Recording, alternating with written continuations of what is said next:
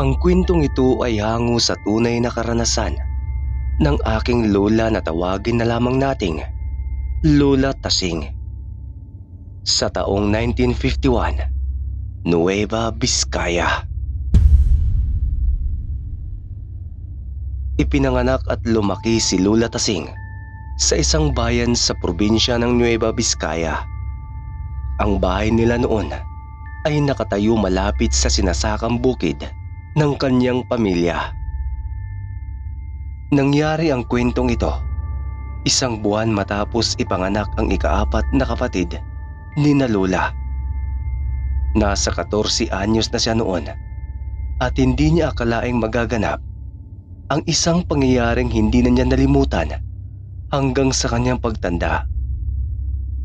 Nang mga panahong iyon ay wala ang kanilang ama sa bahay dahil nakahanap daw ito ng trabaho sa malayo at kung umuwi ay 2 bisis lamang sa isang buwan. Ang kasama lang ni Lola Tasing sa bahay ay ang kanyang ina at mga kapatid na sina Lola Maria, Lolo Nestor at ang bagong panganak na sanggol na si Lola Dading. Dahil sa 14 anyos pa lamang noon si Lola ay wala pa siyang kaalaman sa mga orasyon ng itim na libreta. Sa katunayan ay nagdadalawang isip pa nga ang kanilang ama kung ipapamana ba kay Lola Tasing ang libreta. Sapagkat iyon ang unang pagkakataon na isang panganay na babae ang susunod na tagapagmana. Palagi kasing lalaki ang nagiging panganay sa pamilya at nagmamanang ng itim na libreta. Ngunit isang gabi, mga bandang 11:00 na raw iyon at natutulog na ng mahimbing si Lola Tasing katabi ang kanyang mga kapatid at ina nang maalimpungatan siya dahil sa ingay na nagmumula sa labas ng kanilang bahay. Parang ingay umano ng isang baboy na nagpapaikot-ikot sa paligid ng kanilang bakuran. Naalimpungatan din ang mga kapatid ni Lola Tasing mula sa mahimbing na pagtulog. Bakit parang may baboy sa labas? Wala naman tayong kapitbahay na nag-aalaga ng baboy ha? Wika ni Lola Maria sa tinig na puno ng pagtataka. Huwag kayong maingay, mga anak. Hindi basta-basta baboy ang nasa labas ng bahay natin. Mahinang sambit ng kanilang ina na nagising na rin pala. Patuloy nilang naririnig ang ingay ng baboy na paikot-ikot sa labas ng bahay na tila ba may hinahanap. Sumilip ang kanilang ina sa maliit na siwang ng bintana at doon ay nakita nito ang isang malaking itim na baboy na kulay pula ang mga mata. Sabi ko na nga ba, aaswang! Pagkawika niyon ay nagmamadaling lumayo sa bintana ang ina ni na Lola Tasing at kaagad na kinarga ang noon ay sanggol pa lamang na si Lola Dading. Si Lola Tasing naman at ang 2 pang mga kapatid na sumunod sa kanya ay hindi mapakali habang nakaupo sa banig na nagsisilbing panlatag nila tuwing matutulog. Mabuti na lamang daw at may pananggang inilagay ang kanilang ama sa paligid ng kanilang bahay noong mga panahong nagbubuntis pa lamang ang kanilang ina. Lalo na at nadidistino nga ito sa malalayong lugar para magtrabaho. Maya-maya pa'y biglang tumahimik ang baboy at narinig nila ang busis ng kanilang ama mula sa labas ng bahay. Mga anak, buksan ninyong pinto. Si tatang ito. Wika ng busis na nasa labas. Si tatang, umuwi na siya. Wika naman ni Lola Maria at agad na tumayo upang buksan ang pinto. Anak, hindi iyan ang tatang niyo. Sigaw ng kanilang ina sa busis na puno ng pangamba. Inilapag ng ina nila ang kargang si Lola Dading upang habulin at pigilan si Lola Maria. Ngunit dahil hindi naman kalayuan ang pinto ng bahay mula sa kanilang higaan, ay narating agad iyon ni Lola Maria at kaagad binuksan.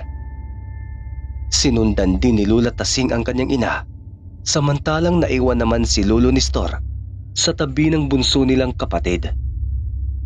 Laking gulat ni Lola Maria nang matapos buksan ang pinto ng bahay ay hindi ang kanilang ama ang kanyang nakita roon, kundi isang nilalang na walang saplot at nababalot ng itim na balahibo ang buong katawan. Ang ulo umano nito ay ulo ng baboy ramo na mapupula ang mga mata. Nakita rin iyon ni Lula Tasing at maging ng kanilang ina. Malakas na napasigaw si Lola Maria na noon ay sindak na sa nasilayang nakatatakot na nilalang. Mabuti na lamang at umiral ang pagiging ina ng nanay nila. Mabilis at buong lakas na isinarado nito ang pinto ng kanilang bahay at niyakap si Lola Maria na noon ay halos matulala na dahil sa nasaksiyang hindi inaasahan. Mga kapitbahay! Tulong! May aswang! Sigaw ng kanilang ina habang yakap-yakap pa rin ang takot at umiiyak na si Lola Maria. Maya-maya pa ay inutusan si Lola Tasing ng kanilang ina na akayin papunta sa banig si Lola Maria at pagkatapos ay kinuha nito ang bagong hasang itak ng kanilang ama na nasa kusina. Sinindihan din ng kanilang ina ang lahat ng gasirang ilaw sa loob ng bahay bago muling binuksan ang pinto at iwinasiwas ang hawak na itak sa harap ng aswang. Layuan mo ang bahay namin. Layuan mo ang pamilya ko. Lumayas ka sa lugar na ito. Tulong! Mga kapitbahay! Tulungan niyo kami! May aswang! May aswang dito! Paulit-ulit na sigaw ng kanilang ina habang nakatayo ito sa labas ng pinto at hawak ang itak. Ngunit wala na sa labas ng bahay nila ang aswang at marahil ay nagtago na ito sa dilim. Hindi pa rin nakampante ang ina ni Lola Tasing kahit hindi na nito makita ang aswang at marahil ay nagtago na ito sa dilim. Ilang sandali pa ay nagising na ang mga kapitbahay nila. Nagsilabasa ng mga ito at agad na pumunta sa bahay ni Lola Tasing upang alamin kung anong nangyari. Sinuyod ng mga kalalakihan ng buong paligid, dala ang mga itak ng mga ito matapos malamang may aswang na umaaligid doon, ngunit hindi na nila nakita pa yon. Ani pa ng isang kapitbahay ay maaaring naamoy umano ng aswang ang sanggol na kapatid ni Lola Tasing. Kinabukasan, bandang 8:00 ng gabi ay nagsunog ng mga guma ang kanilang ina sa labas ng bahay. Mga lumang tsinelas ang sinunog nito na bigay ng mga kapitbahay. Ayaw na ayaw daw kasi ng aswang ang amoy ng nasusunog na guma. Nagsaboy rin ang asin ng kanilang ina sa paligid ng bahay at nagsabit na mga bawang sa mga bintana. Iniwan na rin nilang nakabukas sa mga gasera sa labas ng bakuran. Iyon ang mga paraan na ginawa ng kanilang ina upang itaboy ang aswang na maaaring umaligid muli sa labas ng kanilang bahay. Ang panangga kasi na inilagay ng kanilang ama sa paligid ng bahay nila ay epektibo lamang upang hindi mapasok ng aswang ang mga bintana o pinto ng bahay. Ngunit hindi iyon tuluyang nagtataboy ng mga aswang, kaya't maaari pa rin silang gambalain ng mga ito tuwing sasapit ang gabi. Ilang gabi umano iyong ginawa ng kanilang ina hanggang sa makauwi na nga ang kanilang ama. Labis itong nag-alala sa kanila nang malaman ang tungkol sa aswang na muntik nang makapasok sa pamamahay nila dahil kay Lola Maria. Sa kabutihang palad ay hindi na raw bumalik pa ang aswang na yon para guluhin sila. Minsan naman ay nagkaroon ng isang kapistahan sa kanilang lugar. Dalaga na noon sina Lola Tasing at Lola Maria. Isang gabi umano ay nagkaroon ng sayawan sa isang bakanting lote na malapit sa bahay nila. dahil mga dalaga na ay pumunta sina Lola Tasing at Lola Maria sa nasabing sayawan. Maraming binatang nakipagsayaw sa kanila roon, kabilang na rin ang ilang mga manliligaw. Hating gabi na halos natapos ang sayawan dahil sa dami ng tao na nakiisa sa kasiyahang iyon. Nag-alok ang ilan nilang mga manliligaw na ihatid na sila pauwi sapagkat masyadong madilim sa kanilang daraanan. Delikado para sa mga tulad nilang kadalagahan. Mayroon din naman silang mga nakasabay na ibang taong naglalakad na pawang nanggaling din sa sayawan. Sa daan, maraming mga puno at matataas na talahib sa magkabilang gilid ng kalsadang kanilang dinaraanan. Sa kalagitnaan ng kanilang paglalakad ay bigla silang nakarinig ng kakaibang tunog. Tila mga malalaking pakpak na pumapagaspas. Napahinto sila sa paglalakad. Nakiramdam sila at nagmamasid sa paligid hanggang sa biglang lumitaw mula sa mga matataas na puno ang dalawang nilalang. Nakalahati lang ang katawan at mayroong malalaking mga pakpak na katulad ng sa mga paniki. Nagsigawan silang lahat dahil sa labis na gulat at pagkasindak. Lalo na nang biglang lumipad papunta sa kanilang direksyon yung dalawang nilalang na nadiskubre nilang mga manananggal pala. Sinubukang mandagit ng mga yon gamit ang mahabang mga kuko at mabuti na lamang ay nagawang umilag ni na Lola Tasing. Pagkatapos ay kumaripas na silang lahat ng takbo pauwi habang dumadalangin sa isip na sana hindi na sila maabutan ng mga manananggal. Tuloy-tuloy lang daw sila sa pagtakbo ng mabilis at hindi na lumilingon pa sa likod, bagamat naririnig pa rin nila ang pagaspas ng mga pakpak ng dalawang aswang. Dininig naman ng Panginoon ang kanilang piping dasal at walang nasaktan ni isa man sa kanila. Ang lahat ay ligtas na nakauwi sa kanya-kanyang tahanan. Kinabukasan ay naging usap-usapan sa kanilang lugar ang tungkol sa mga manananggal na nag-aabang ng mabibiktima sa madilim at mapunong parteng yun ang madadaanan patungong sayawan. Noong mga sumunod na gabi ay nagtalaga na raw ng mga tanod na magbabantay doon sa kalsada kung saan nakita ang mga manananggal upang mabawasan ang takot ng mga taong dumadaan doon. Ngunit hindi na raw muli pang nagpakita ang dalawang manananggal. Marahil ay sa ibang lugar na raw naghahanap ng mabibiktima ang mga ito. Dahil delikado na kung doon pa rin mangangaswang sa lugar ni na Lola Tasing. Nasa 20 taong gulang na raw si Lola nang mapasakamay niya ang pamana ng kanyang ama. Ang kaalaman ni Lola tungkol sa mga orasyon ay mula sa isang lumang itim na libreta. Ipinapasa iyon sa mga panganay na anak ng aming angkan. Si Lola ang ikapitong tagapagmana ng librong naglalaman ng mga orasyon na nakasulat sa Latin.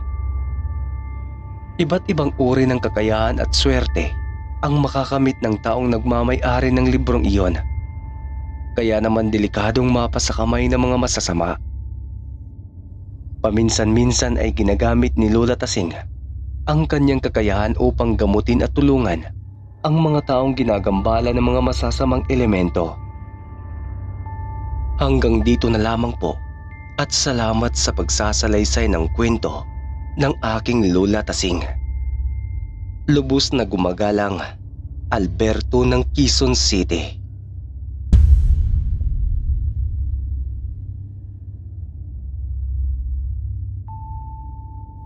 Ayun, magandang gabi mga kadiwa. Kumusta po kayong lahat? Pasensya na po kayo at ngayon lang po tayo mag-shout out. At ako ay mag-shout out sa mga nag-comment sa ating mga previous uploads. At ito ay pinangungunahan ng isa sa ating magaling na narrator sa Horcom na si Brother Ang Lagusan. Meron po siyang channel at ito po ay Ang Lagusan. Marami din po siyang magagandang kwento doon at sana ay mabisita nyo rin. And then shout out din sa iyo, Miss Joy Franco, sa walang sawang pakikinig sa ating mumunting channel. And then, shout out din sa iyo, Sir Kwentong Dapit Hapon. Maraming salamat sa iyong pakikinig and sana mabisita niyo rin ang kanyang channel na Kwentong Dapit Hapon. And syempre, shout out din sa iyo, Miss Kay Sumojo. Salamat sis sa walang sawang suporta. And then, shout out din po sa iyo, Kuya Romel Amable, kay Sis Kwento ko lang, kay Sir Ang Pahina, kay Sir Marvin Sigwa. Maraming salamat po sir sa inyong pagbisita. And then ganun din po kay Sir Kurab Stories, kay Ma'am Roslyn Ibertolano, kay Mary Ann Talangan, kay Harold Taban, kay Mr. Lestat 03. And then shout out din sa iyo, Sheila Marie Marigmen. And then kay Pedro Tampus, kay Sofia Mendez, kay Sis Lovely Girl Vlogs 14. And syempre, shoutout din po sa iyo kay Elena Cabiltes. And shoutout din po sa aking mga kapwa admins and moderators sa aming Facebook page na Lakbay Diwa Tagalog Horror Stories.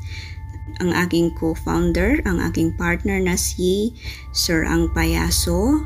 Ganun din po kay Ronnie Nubari, kay Dags Manunulat, kay Bunso Lihim, kay Sis Avril Lavinia, kay Sis Annie Santillan, ganun din po kay Sis Josephine Gregorio Jumaway, and then kay Bunso Eric James Abracoso, and syempre kay Miss Shyla Hart.